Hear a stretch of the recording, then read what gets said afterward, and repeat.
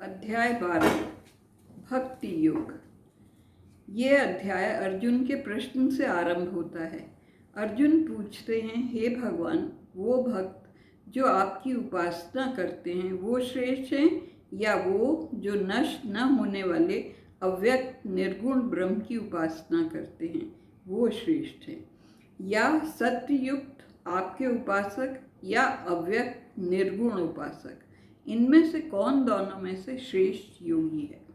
श्री भगवान कहते हैं, वो जो अपने चित्त को मुझ में लगाते हैं, मेरी भक्ति करते हैं, पूर्ण श्रद्धा से मुक्त, वो मेरे विचार से अधिक श्रेष्ठ योगी हैं। दूसरी ओर जो अविनाशी, अव्यक्त, जगत व्याप्त, अविचारणीय, अविचल, अपरिवर्तनीय, अनाम, अस्वरूप, अचिंतनीय और विचारों से परे हैं, उन्हें प्राप्त करने में हमें कठिनाई होती है। हमें उनका एक विचार मात्र प्राप्त होता है, भगवान प्राप्त नहीं होते। हम विचारों से ईश्वर को बांध नहीं सकते, पा नहीं सकते। शब्दों से उन्हें विचार करते हैं तो विचार का एक टुकड़ा ही प्राप्त कर पाते हैं। तो ब्रह्मांड का विचार मत करो कि वो ऐसा है वैसा ही है। स्वयं ब्रह्मांड बन जाओ, तुम स्वयं वही हो। ये उस अविनाशी का सत्य स्वरूप है जो स्वयं तुम्हारे अंदर है, अहम ब्रह्म।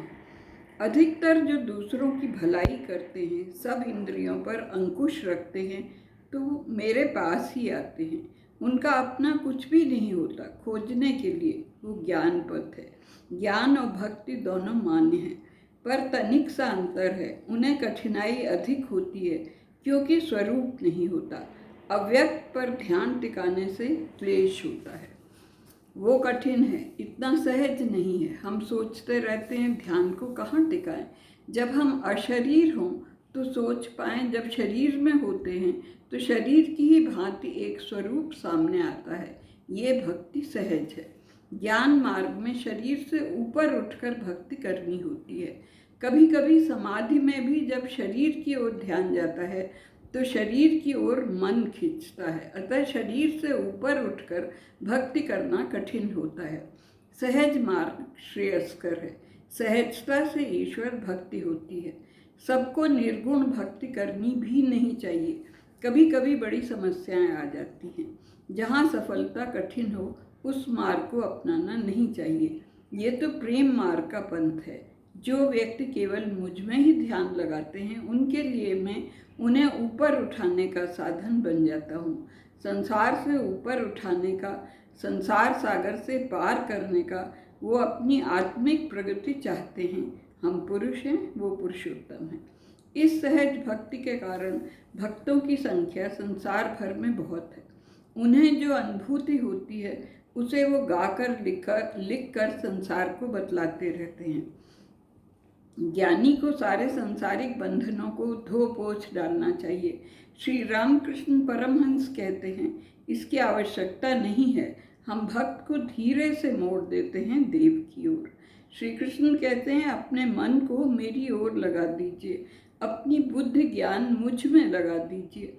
तब कोई संशय नहीं, आप मुझ में रहेंगे, मुझ में समा जाएंगे। इस जग से जाने के पश्चात हर व्यक्ति के पास एक स्थूल शरीर होता है, एक सूक्ष्म शरीर होता है।